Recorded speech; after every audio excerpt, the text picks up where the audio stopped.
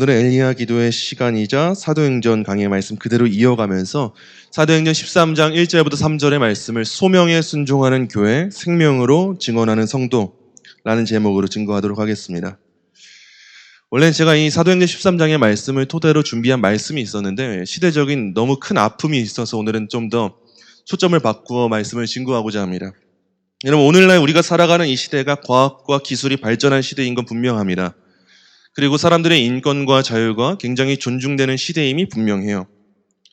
따라서 많은 신앙인들이 초대교회 때 신앙의 선진들이 그랬던 것처럼 눈에 보여지는 순교와 핍박은 더 이상 이 시대에 존재하지 않는다라고 하는 안일한 착각에 빠져 있습니다.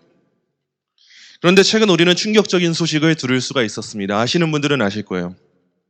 미국의 젊은 보수주의자로서 급진 좌파 세력을 대항하고 또한 기독교적인 입장을 가지고 가장 보편적인 가치, 믿지 않는 사람들도 따를 수 있는 가치인 가정과 생명 존중, 그리고 또한 동성애 사상 등에 대해서 변증하던 변증가라고 할 수 있는 이 찰리 커크라고 하는 이 사람이요, 유타주에 있는 한 대학교의 공개 집회 현장에서 총격으로 암살당하는 일이 최근 벌어졌어요. 이 찰리 커크를 평가할 때 대다수의 언론은 현재 그의 정치적인 입장이 극우적이라고 평가하는 것으로 그치고 있어요. 그냥 극우다, 낙인 찍어버리고 극우로 보도를 해버리면 모든 사람들이 그래, 저렇게 극우적인 자세는 좋지 않아? 평가하는 건 당연하겠죠. 예컨대 그의 동성애 반대 견해와 낙태 반대 견해, 그리고 이슬람 반대 견해를 단순화시켜서 그것은 극우적인 일이야, 극우적인 행세야 라고 프레임을 씌워가지고 이 찰리 커크가 했던 모든 언행을 다 극우적인 메시지다, 단일화해서 그렇게 평가하고 매도하고 있는 것이 오늘날의 현실입니다. 여러분, 꼭 긴밀하게 생각하셔야 돼요. 우리 어린 자녀들도 정확하게 알아야 됩니다. 학교에서, 일상생활에서, 사회생활에서 우리 명확한 그 인식을 가지고 있어야 돼요. 여러분, 동성애 반대와 동성애 혐오는 매우 다른 일입니다. 우리가 차별금지법을 반대한다고 해서 동성애자들을 혐오하는 것은 아니라는 사실을 명확하게 알고 계셔야 돼요. 우리가 동성애라고 하는 그 행위에 대한 죄에 대한 인식을 가지고 있는 것이고 그 죄를 죄로 규정하는 것이지 동성애자들을 우리가 혐오하고 비난하고 돌을 던지는 것은 절대 아닙니다. 그것은 복음적인 가르침이 아니에요. 예수님이 죄 없는 자를 돌로 치라라고 하신 것처럼 우리는 죄를 미워하는 것일 뿐이지 그 사람을 미워하며 돌을 던지고 있다면 우리 또한 죄를 짓고 있다는 사실을 명확하게 알아야 돼요. 그런데 오늘날 사회는 우리 기독교의 입장을 굉장히 매도하고 왜곡을 시키고 있습니다.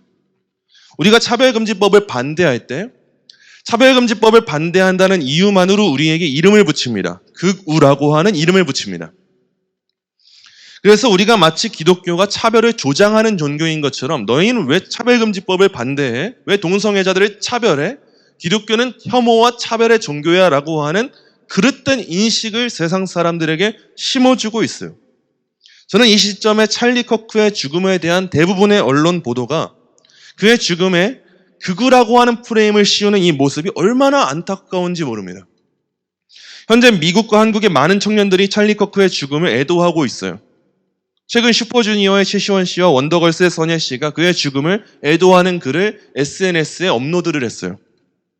많은 내용을 담고 있지도 않았고요. 그의 죽음을 기린다는 내용만 담고 있었어요. 여러분, 상식적으로 한 사람이 그가 보수 농객이었건 진보 농객이었건 폭력적인 방식으로 죽임을 당했다는 것은 여러분 깊이 애도에 마땅한 일인 것이 상식 아닙니까? 그가 보수주의자였건 진보였건 국민의힘이건 민주당이건 간에 한 사람이 폭력적으로 안타까운 죽음을 당한 건 여러분 우리가 애도해야 되는 일이 당연한 일이에요. 불의의 사고에도 국가적인 애도의 기간을 가집니다. 불의의 사고로 인해 많은 생명들을 앗아간 일이 있을 때 온 국가가 리본을 달기도 하고 애도의 행위를 하고 있어요. 여러분, 이것은 우리가 그 생명의 가치를 존중하기 때문에 함께 슬퍼할 수 있는 자세인 거잖아요.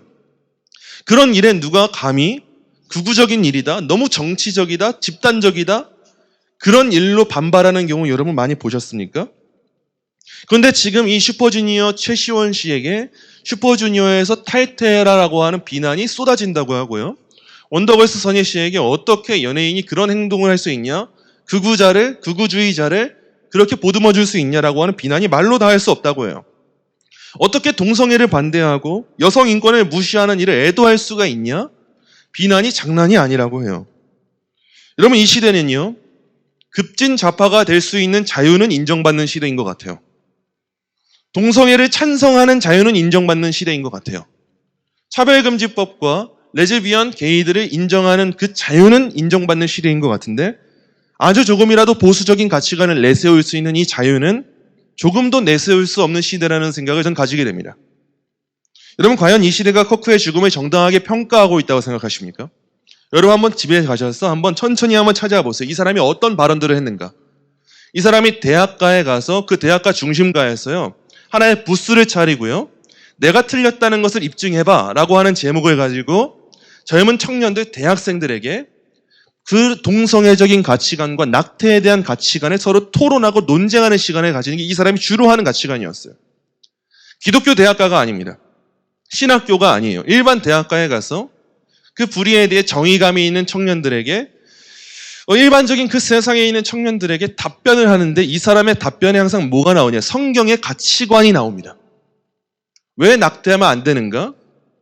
왜 낙태하면 안 되는가에 대한 그 내용 가운데 생명은 하나님이 주신 존엄한 것인데, 너는 지금 성관계를 하고 마음껏 너의 성적인 욕구를 충족할 수 있는 자유는 있다면서 이 생명이 누려야 될 그 자유는 무시하고 있지 않아? 이런 식으로 청년들과 논쟁을 하면서 청년들이 납득할 수밖에 없도록 만들고 있어요. 여러분, 저는 많은 부분 이런 찰리 커크에 대한 평가가 그의 편향적인 부분을 다루면서 그의 죽음을 매도하고 있다라는 생각을 갖게 돼요.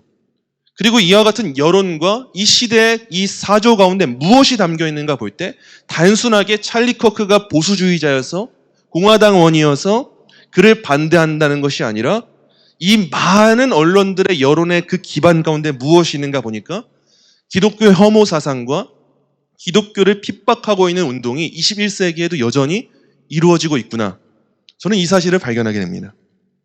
물론 그의 정치적인 입장에 있어서는요, 트럼프를 비롯한 현 시대의 미국의 이 보수주의 운동이 온전히 기독교적인가에 대한 반발의 가치가 충분히 있을 수 있어요.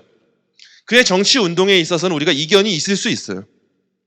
그런데 그의 정치적인 입장은 배제한다 해도 그가 미국과 세계를 무대로 해서 기독교적인 세계관을 충분히 불신자들에게 입증할 수 있구나.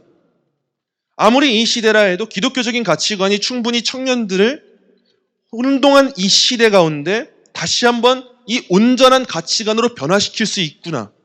적어도 이 점만큼은 많은 기독교인들에게 용기와 위로와 소망을 보여주었다고 생각을 해요. 여러분, 이 찰리 커크는요, 한 사람의 보수주의자이기 전에 한 사람의 그리스도인이었습니다. 대단한 믿음을 가진 사람이었어요.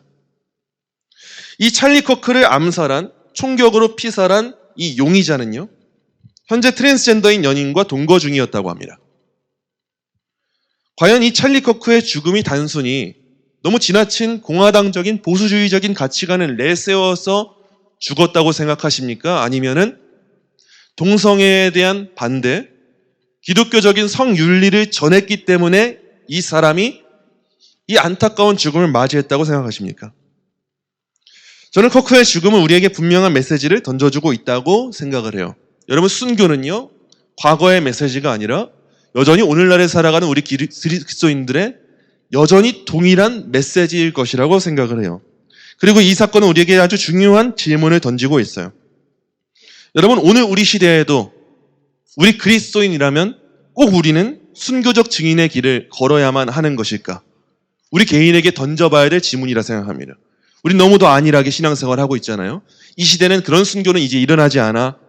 SNS에서 욕은 먹을 수 있을지언정 진짜 목숨을 잃는 일은 일어나지 않아 했는데, 여러분, 그 일이 일어나요.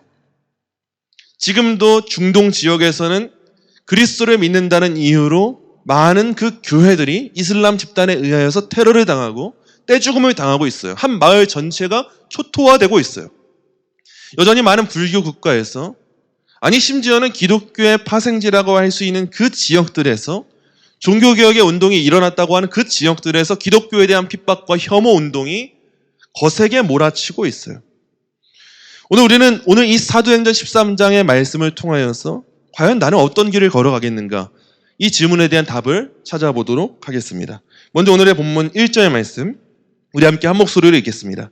안디옥 교회에 선지자들과 교사들이 있으니 곧 바나바와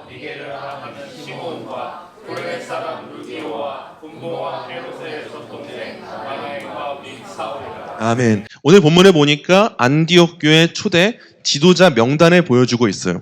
여기에 등장하는 여러분 이들의 배경을 잘 살펴보시는 게 중요합니다. 첫 번째 인물이 누구냐? 바나바예요. 바나바는요, 지중해에 있는 섬 구브로 출신으로 레인으로서 정통파 유대인이었어요. 대단한 사람이에요. 이 사람은 누가 봐도 교회에서 인정에 마땅한 교회 지도자가 될 만한 사람, 대단한 성품을 지닌 사람, 그가 바로 바나바였어요. 근데 이제 다음으로 등장하는 이름부터 주목해 보세요. 그 다음으로 니게르라 하는 시므온이 나옵니다. 본문에서는 명확하게, 또한 성경의 다른 부분에서는 명확하게 시므온에 대해서 설명해주고 있지 않지만 우리는 추측할 수가 있어요. 그가 니게르라 하는 시므온이라고 하고 있잖아요. 여기서 니게르라고 하는 말이 라틴어로 검다라고 하는 의미입니다. 그리고 이 니게르라고 하는 말에서 영어가 파생되어 나오는데 그 용어가 니그로라고 하는 흑인을 지칭하는 용어예요. 원래 이 용어는 흑인들을 비난하는 용어가 아니었어요. 그저 검은 사람, 흑인을 지칭하는 용어가 이 용어였어요. 아마도 시므온은 아프리카 출신의 흑인이었던 것으로 보여요. 근데 당시 로마 제국을 볼 때 흑인은 주로 어떤 계층에 있었는가? 노예 계층에 있던 사람이 흑인이었습니다. 따라서 흑인임에도 불구하고 교회의 지도자가 되었다는 것은 여러분 우리가 대단히 놀랄 만한 일이에요. 우리 시대에는 놀랄 일이 아니지만 이 시대에는 얼마나 놀랄 일인지 모릅니다. 자, 다음으로 구레네 사람 루기오가 나옵니다. 구레네는 오늘날 북아프리카에 위치한 리비아 지역이라고 할 수가 있어요. 루기오도 리비아 출신이라는 것 외에는 어떤 수식어도 붙일 수 없는 무명의 그리스도인이었어요. 무언가의 대단한 배경이 없는 사람이었고 북아프리카 출신이었다는 것은 그의 인종이 어떠했는가를 우리가 또 유추해 볼 수 있는 대목이에요. 그리고 그 다음으로 등장하는 것이 분봉왕 헤롯의 젖동생 마나엔입니다. 여러분, 젖동생이라고 하는 호칭은 왕자들과 함께 양육을 받도록 왕궁에 보내졌던 또 다른 왕자들이나 또래 아이들에게 주어졌던 것, 이 왕자의 중마고들에게 주어졌던 호칭이 젖동생이에요. 이 왕자와 굉장히 친밀한 그 궁정 신화를 의미했을 수도 있어요. 정확한 관계는 우리가 알 수 없지만 마나엔이 헤롯 왕의 젖동생이었다는 사실은요, 당시 이 유대인들 교회 공동체의 입장에서 봤을 때 이 마나엔은요 굉장히 불의한 사람이었다는 걸 볼 수가 있어요. 불의한 계층에 속했다는 거예요. 우리 식으로 말하자면 일제강점기의 이완용과 같은 인물이었을지도 모른다는 거예요. 유대인의 시각으로 보기에 헤롯 왕에게 붙어 먹어가지고 그 세력이 누릴 수 있는 걸 다 누리는 가족이었구나. 그렇다면은 교회의 입장으로 보기에는 교회를 핍박하는 제일 되는 인물인 헤롯에게 붙어 먹었다고? 그런 사람은 교회에 발들일 수 없어. 이런 입장을 가질 수 있었겠죠. 근데 그 사람이 지금 초대교회, 이 안디옥 교회의 지도자가 되었다는 거 여러분 대단히 놀라운 일이에요. 유대인들에겐 증오의 대상이 되어야 마땅한데 그 증오의 대상이 교회에 들어왔고 들어온 것이 끝이 아니라 교회의 지도자로 세움을 받았다는 거예요. 그리고 마지막으로 우리가 잘 아는 사울, 즉 바울이 안디옥 교회의 지도자였어요. 바울은 정통 유대인으로 가말리알 산하에서 바리새인으로의 바리새인, 대단한 그 유대교 교육을 받은 대단한 인물이었어요. 교회에 어울리는가? 여러분 사실상 어울리지 않는 인물이 바울이었어요. 여러분 우리가 이를 통해서 알 수가 있습니다. 안디옥 교회는요 인종과 신분, 사회적 지위가 전혀 다른 사람들이었음에도 불구하고 한 공동체 안에서 섬기는 공동체가 안디옥 교회였다는 사실을 발견할 수가 있어요. 여러분 교회는 이런 곳이에요. 세상은 자꾸 교회를 매도합니다. 교회는 차별의 공동체다. 혐오의 공동체다. 신분과 성별로 사람들을 억압하는 공동체다. 아니요, 여러분. 교회는 그런 공동체가 아니에요. 우리가 동성애에 대한 그 명확한 입장은 지니고 있지만 동성애자가 교회의 문턱 안에 들어온다고 할 때 우리는 그를 사랑으로 품어주고 복음을 증거해야 되는 사명이 있습니다. 그의 과거의 이력이 어떠했든 그가 회심하고 예수 그리스도를 만나고 부름받은 성도로 열심을 다해 살아간다면 그가 언제든지 교회의 지도자가 될 수가 있는 거예요. 교회는 이미 그런 공동체였다는 것을 보여주고 있는데 오늘날 이 시대는 교회를 마치 차별의 공동체인 것처럼 매도하고 있다는 거예요. 여러분 교회는 이렇게 모든 사람들을 품어주는 자유의 공동체였습니다. 많은 부분 문턱을 낮춘 공동체였어요. 그럼 세상이 좋아할 것 같잖아요. 그런데 역설적이게도 세상은 교회의 이런 모습 때문에 이제 교회를 핍박하는 일을 펼치게 돼요. 이어지는 본문 2절 말씀 보도록 하겠습니다.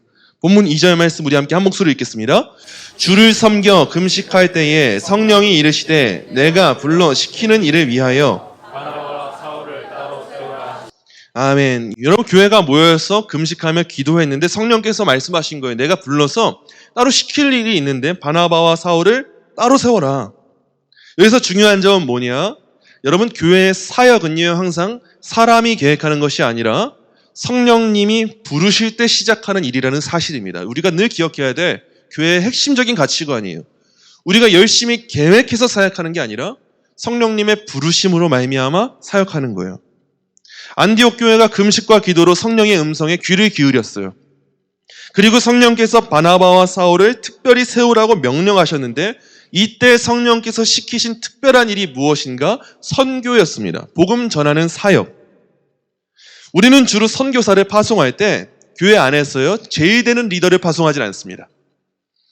근데 지금 안디옥 교회를 보니까 가장 핵심되는 멤버를 추리자면 여러분 2명 누구를 추리시겠어요? 바나바와 바울이에요. 누가 봐도 명확한 사실이에요. 성경 어디를 봐도 다른 3명보다 이 2명의 입장이 얼마나 대단한가 여러분 잘 아실 거예요.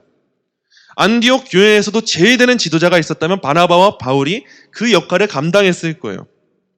우리는 일반적으로 이 시대의 선교를 보면 선교사를 파송할 때 어떻게 합니까? 교회의 핵심 리더는 굳게 남아있는 채로 선교사를 파송합니다. 왜냐하면 그를 파송하려면 교회가 흔들리면 안 되니까. 그래야 열심히 그들을 후원할 수 있으니까 우리는 교회의 핵심 멤버는 지키되 선교사를 파송하자. 일반적인 가치관이 우리의 이런 마인드 가운데 있어요. 근데 하나님 나라의 원리를 본문에서 잘 살펴보니까 우리 이 시대의 문화와는 다른 것 같아요. 교회에서 가장 실력 있고 힘 있고 권위 있는 사람들이 선교를 떠나는 거예요. 왜요? 선교는 그 사람들이 가도 힘든 일이거든요. 가장 실력 있고 힘 있고 주님을 따르는 사람이 가도 쉽지 않은 일이기 때문에 성령 하나님께서는 그들을 뽑아서 그들을 보내라 교회에게 명령하신 거예요. 이어지는 마지막 본문 3절 보겠습니다. 3절 말씀 우리 함께 한 목소리로 읽겠습니다. 이에 금식하며 기도하고 2 사람에게 안수하여 보내니라. 아멘. 그래서 교회가 또다시 금식하고 기도를 하니까 안수하고 그들을 파송해야겠다 결정을 합니다. 하나님의 뜻에 순종한 거예요. 여러분 부르심이라는 것은 우리가 늘 가볍게 여기지만 이런 겁니다. 하나님의 뜻이라면 순종해야 되는 거예요. 우리가 늘 찬양하면서 부르신 곳에서 나는 예배하겠습니다. 이 찬양 가사 가운데 늘 잊고 있는 게 있어요. 우리는 늘 당연하게 생각을 합니다. 하나님이 나를 어디로 부르실까? 아, 교회로 부르시겠지? 그곳에서 나는 예배하겠지? 맞아요. 하나님, 저는 교회에서 하나님을 예배하겠습니다. 여기까지는 우리가 믿음에 어떤 문제가 없어요. 근데 여러분 달밤에 갑자기 하나님이 여러분의 마음 가운데 강력한 소명의식을 주시는데 지금 당장 너 북아프리카 리비아로 가서 복음을 전해라 하면은요, 하나님 저는요 지금 먹여 살려야 될 처자식도 있고요, 한국에서 팔아 해치우지 못한 문제들도 있고요, 여전히 빚도 있고요, 아니 그 지역에 아는 사람도 없고요, 언어도 모르고요, 뭐 하나 막막하고 아무것도 없는데 어떻게 해요? 라고 하면서 아무리 순종을 잘해도 우리 이런 결단할 거예요. 하나님 저는 3년 동안 열심히 언어를 준비하고 선교를 준비한 후에 그때 가겠습니다. 아마 이것도 정말 A급 신앙을 가진 분들의 결단일 거예요. 근데 여러분 부르시면 우리가 늘 다시 한번 깨어있어서 명확하게 인식을 해야 돼요. 하나님이 부르시면 즉시 순종하는 게 부르심입니다. 지금 안디옥 교회가 바울과 바나바를 보낼 때 하나님 저희가 한번 잘 시간 보내고 자금도 만들어보고 오랫동안 기도해보고 한번 해볼게요. 이게 아니라 즉시 금식하고 기도하고 그게 하나님의 뜻입니까? 그렇다면 저희가 순종하겠습니다. 그들을 안수하여 파송한 거예요. 교회에서 없어서는 안 될 인물인데. 지금 안디옥 교회도 이 둘이 떠나버리면 휘청휘청할 일이 없겠어요? 교회란 공동체는 언제든 휘청휘청할 수 있는데 가장 믿고 따르고 있던 바나바 선생님과 바울 선생님이 떠나야 된다니 너무 힘들 거예요. 근데 그럼에도 불구하고 그들을 보낸 거예요. 그 이후의 삶을 보니까 바울은 어떤 삶을 살아가요? 때론 매를 맞고 배가 파선하고 수백 번 줄이기도 하고 그런 수만 가지의 고난에 처해도 그가 선택한 게 뭐냐? 하나님의 뜻에 순종하기를 선택하죠. 교회도 순종하지만 그 사람도 순종함 가운데 부르심의 길을 가요. 여러분 우리도 마찬가지예요. 하나님은 오늘 우리 각자를 그리고 우리 교회를 이 시대에 바울로 부르십니다. 바울을 향한 부르심이 대단히 특별한 부르심이 아니고 다메섹 도상에 꿇어 엎드려야 했던 이가 바로 우리이고 그런 우리의 영적인 눈을 열어주사 우리를 하나님 나라 일을 위해 택하여 세우셨습니다. 그게 우리를 하나님이 부르신 부르심의 이유였어요. 바울만 대단한 사명 감당하라고 부르신 것이 아니라 우리에게 그 삶을 살아가라고 부르신 거예요. 그 삶의 내용이 뭐냐? 단순함이라 순종이에요. 순종. 많은 거가 아니라 온전한 그 삶의 원리를 세우는 것, 순종을 위해서 세우신 거예요. 사랑하는 성도 여러분, 성령의 부르심을 따라서 특별한 선교적 사명을 위해 부름받은 바울이 앞으로 어떻게 살아가는가? 그걸 잠깐 한번 살펴볼게요. 고린도후서 11장 23절부터 27절의 말씀이에요. 고린도서 11장 23절부터 27절의 말씀 우리 함께 한 목소리로 읽겠습니다. 그들이 그리스도의 일꾼이냐 정신없는 말을 하거니와 나는 더욱 그러하도다. 내가 수고를 넘치도록 하고 옥에 갇히기도 더 많이 하고 매도 수없이 맞고 여러 번 죽을 뻔하였으니 유대인들에게 40에서 하나 감한매를 5번 맞았으며 3번 태장으로 맞고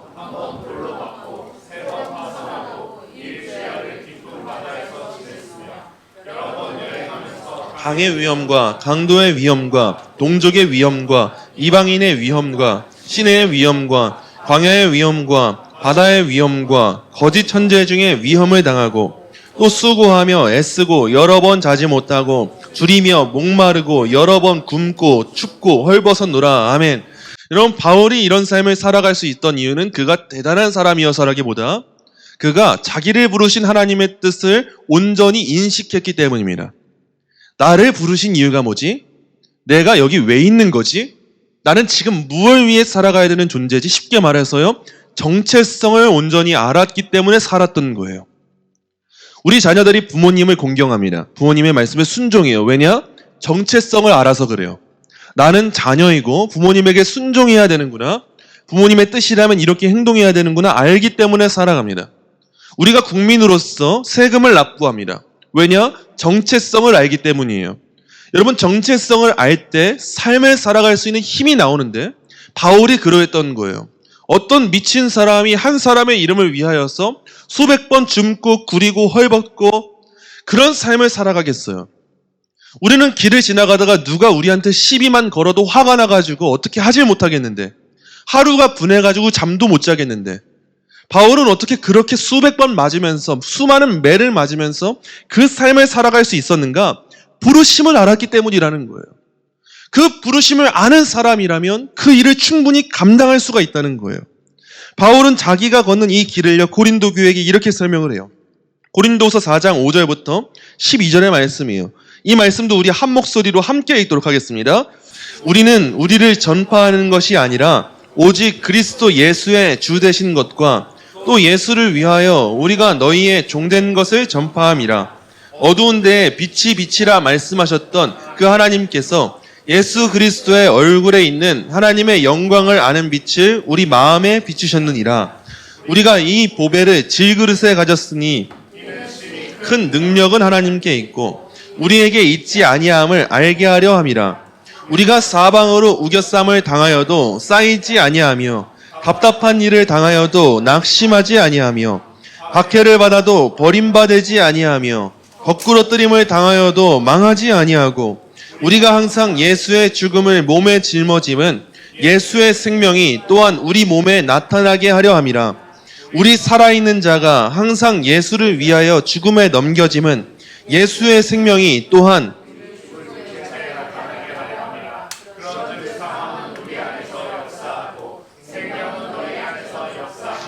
아멘. 여러분, 바울이 소개하는 그 바울의 인생길이 뭔가 보니까 죽음의 길이래요. 이게 그리스도인의 길이라는 거예요. 왜냐?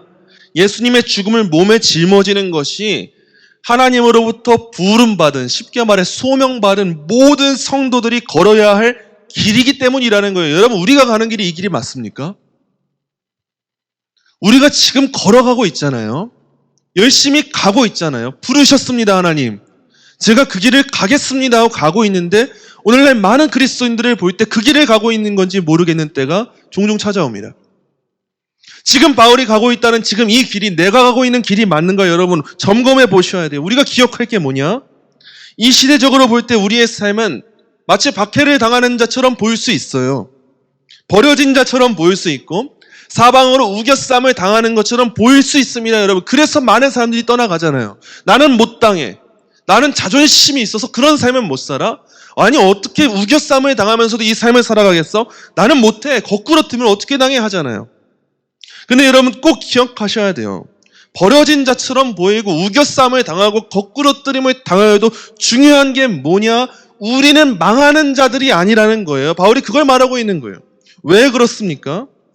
예수님의 죽음, 이 순교적 증언의 길을 걸어갈 때 예수님의 그 삶이 생명이 우리에게 나타나고 있기 때문에 눈에 보여지는 것은 죽음이어도 영적인 눈을 뜨고 보니까 죽어가는 것이 아니라 우리는 오히려 역설적으로 살아가고 있기 때문에 여러분 우리는 망하는 사람들이 아니에요. 기억하세요. 바울이 말하는 거예요. 바울을 육체적인 눈으로 볼 때 그는 죽어가는 사람이었을 거예요. 근데 바울은 고린도 교회 성도들에게 내가 가고 있는 이 길을 따라오셔야 됩니다, 여러분. 눈에 보이는 화려한 걸 따라가는 고린도 교회에게 눈에 보이는 대로 가지 마시고 우겨쌈 당한다고 도망가지 말고 영적인 눈을 갖고 보세요. 저는 지금 예수의 생명을 채우는 중이에요. 나에겐 이전에 없었던 생명이 지금 살아나고 있는 중입니다. 우리는 그 길에 가야 됩니다. 바울이 담대하게 고백하는 거예요. 여러분 예수를 십자가에 못 박고 바울을 핍박한 이 세상 가운데 이 길을 똑같이 걸어가도록 부름받은 사람들이 있어요. 그 사람들의 이름이 성도예요. 우리가 아무렇지도 않게 내가 성도입니다, 그리스도인입니다 말하지만 이 길을 가는 사람만 성도지 이 길을 벗어난 사람들을 성도라고 하지 않습니다. 비록 연약하고 때때로 샛길로 셀 수 있을지 모르나 결국에는 이 길을 걸어가는 사람들을 성경에서는 성도라고 말하는 거예요. 왜냐? 그들은 복음을 위해서라면 목숨을 안기지 않고 나아가는 자들이기 때문에 성도인 거예요. 진짜 생명이 있으니까. 여러분 아마도 찰리 커크 또한 이와 같은 성도됨의 소명을 가지고 살아간 한 사람의 그리스도인이었던 걸로 보여요. 세상 가운데 미움을 당하는 일이 얼마나 많았겠어요. 대놓고 동성애 반대하는데 지금도 구글하는 소리 듣는데 얼마나 많은 소리 들었겠어요. 핍박을 당할지언정 그 길을 주저하지 않고 나아간 이유가 뭐냐? 내가 성도구나. 이 사실을 알았기 때문이에요. 최근 미망인이 된 그의 아내 에리카 커크는요. 찰리 커크의 대규모 추모식에서 이런 이야기를 했어요. 여러분 내가 과연 이런 말을 할 수 있는 사람일까 생각해 보세요. 찰리가 암살당한 후 우리는 폭력을 보지 않았습니다. 폭동도 없었습니다. 혁명도 보지 않았습니다. 대신 제 남편이 이 나라에서 늘 기도하는 것을 보았습니다. 우리는 부흥을 보았습니다. 찰리 인생에서 가장 큰 사명은 미국 가정을 되살리는 것이었습니다.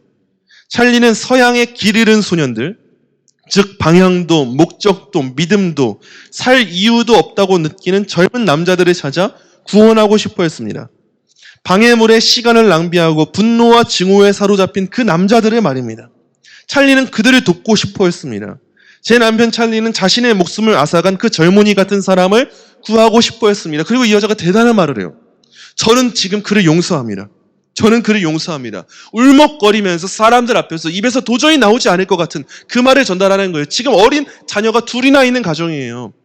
찰리 커크의 나이가 굉장히 젊습니다. 근데도 저는 그를 용서합니다. 왜냐? 그것이 그리스도께서 하신 일이고 찰리라면 했을 일이기 때문입니다. 증오에 대한 답은 증오가 아닙니다. 복음에서 우리가 아는 답은 사랑이며 언제나 사랑입니다. 그럼 대단한 믿음 아닙니까? 자기 남편을 총격으로 죽인 사람이고 지금도 동성애 행위를 하고 있으면서 그 분노감과 증오감에 사로잡혀서 남편을 죽였는데 많은 사람들이 지금 이 그녀를 지지해주고 있는 상황 가운데 말하는 거예요. 저는 용서합니다. 지금 어린 자녀가 아직 둘이나 있는데 어떻게 키우라고요? 근데 저는 용서합니다. 그 이유가 더 중요해요. 그냥 용서하는 게 중요한 게 아니라 왜 용서하냐? 마음이 좋아서 성품이 좋아서가 아니라 바로 그것이 예수 그리스도께서 하신 일이기 때문입니다. 예수님이라면 그렇게 하셨을 것이기 때문에 저는 지금 그 일을 하겠습니다 말한 거예요. 지금도 에리카 커크는 찰리 커크의 보수주의 운동이 중요하다. 가정을 지키려면 여러분 이런 정치를 바르게 알아야 됩니다. 여러분 이 성윤리를 지키려면 알아야 됩니다. 열심히 다해서 말을 하고 있어요. 근데 많은 사람들에게 미국의 가장 유명한 대중매체라고 할 수 있는 폭스뉴스에 나와가지고 근데 그 보수주의 정치 운동보다 더 중요한 게 있어요라고 강조하면서 말했어요. 그게 뭐냐? 여러분, 교회를 다니셔야 됩니다. 교회인데 어떤 교회 다니셔야 되냐? 성경을 온전히 믿는 교회 가야 됩니다. 여러분 꼭 교회 가세요. 이 말을 전하고 있어요. 여러분, 공영방송에서 이런 말하는 게 쉬울 것 같으세요? 지금 이미 미국 교회가 찰리 커크를 이렇게 총격으로 암살할 정도면 미국 교회뿐만 아니라 미국 사회 전체가 기독교에 대한 혐오감으로 물들어 있는데, 그 공영방송에 나와서 여러분 교회 가셔야 돼요. 제 정치적인 발언 따라오지 않아도 괜찮아요. 그래도 예수님 믿어야 됩니다. 성경을 믿는 교회 가야 됩니다. 말하는 거 여러분 절대 쉽지 않아요. 이들은 성도였던 거예요. 이 죽음 이후에도 여전히 성도로 살아가고자 하는 열심을 다해 살아가는 이 시대의 그리스도인이었던 거예요. 여러분, 오늘 말씀과 이 시대의 사건을 함께 비추어 보니까 초대교회 성도들만이 아니라 오늘날 살아간 이 시대 성도들도 순교자의 길로 부름받았다는 사실을 우리는 부인할 수가 없습니다. 찰리 커크의 죽음은 우리에게 충격적인 일이겠죠. 그리고 우리에게 충격을 줄 때 우리는 왜 충격을 받냐? 나한텐 이루어지지 않을 것 같은 일인데 이루어졌으니까 충격을 받잖아요. 근데 여러분, 또다시 충격을 받아야 돼요. 이와 같은 일은 나에게도 충분히 이루어질 수 있는 일이고, 일어난다 할지라도 우리는 담대히 그 길을 가야 되는 믿음이 필요해요. 시대는 교회를 차별의 공동체로 매도해도 여러분 자신감을 가지셔야 돼요. 교회만큼이나 진정한 평화와 차별 없는 공동체는 이 세상에 없습니다. 우리 자신감을 가지고 증언해야 돼요. 왜 교회는 혐오에 차별에 말할 때 아니 그렇지 않아. 교회가 얼마나 차별 없는 공동체인지 알아? 얼마나 평화에 있는지 알아? 얼마나 사랑이 있는지 알아? 우리는 자신감을 가지고 우리가 가진 무기가 약하지 않다는 믿음을 가지고 예수 그리스도께 답이 있는데 이 답을 넌 믿어야 돼. 이게 절대 구닥다리가 아니야. 이런 믿음으로 증언하는 그 일이 우리가 해야 될 일이에요. 때론 이렇게 증언할 때 핍박당할 수 있어요. 그런데 성령께서 우리를 부르셨고 주님이 가신 길이라면 여러분 담대하게 오늘 결단하셔야 돼요. 가겠습니다. 그냥 머리로 한 대로 그냥 내가 그래도 성도니까 가야지 이게 아니라 진짜 내가 총살을 당한다 할지라도 내 가족이 내 믿음으로 말미암아 홀로 남겨진다 할지라도 그게 예수님 가신 길이라면 주님 복음을 위해서라면 목숨까지도 버리고 그 길로 가겠습니다. 결단하는 믿음이 필요해요. 우리가 이 길을 걸어갈 때 세상은 우리를 미워할 수 있어요. 우리는 죽을 수 있어요. 괜찮아요. 그래도 그 일로 말미암아 하나님은 크신 부흥을 우리에게 허락하실 거예요. 그런 사명 감당할 수 있는 그런 교회, 그런 성도가 우리 교회와 여러분들 되시기를 간절히 소망합니다.